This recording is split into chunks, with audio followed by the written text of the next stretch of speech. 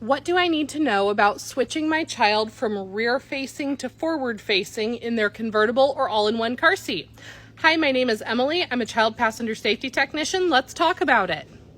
We're going to discuss when to switch, what needs to change on the car seat, and how it should be installed today. So when do we make that switch?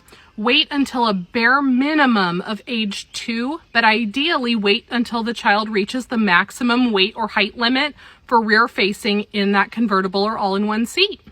The more time we give a child rear facing, the more time their vertebrae have to develop into solid rings of bone to protect and support their spinal cord.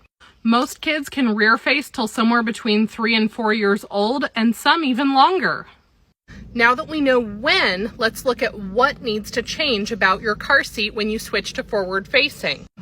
Always start by reading the forward facing section of your car seat's manual.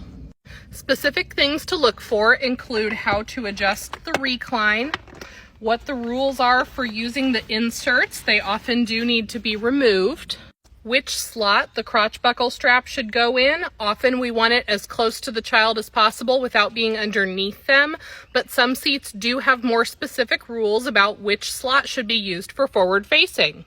And then you'll need to raise the harness straps so that they come out at or just above the child's shoulders. I highly recommend doing the harness fit check before you install. To install, you're going to use either the lower anchors or the seat belt through the forward-facing belt path up here behind the child's back.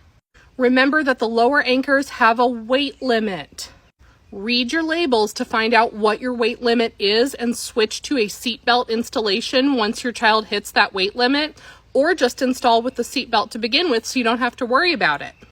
Be aware that you may need to raise or remove your vehicle headrest to achieve a proper installation. Once you have that properly tightened installation using lower anchors or seat belt through the belt path, go around back and attach your top tether strap. That top tether reduces forward head motion by up to 6 inches in a crash. It's a crucial feature for protecting your child's head and brain.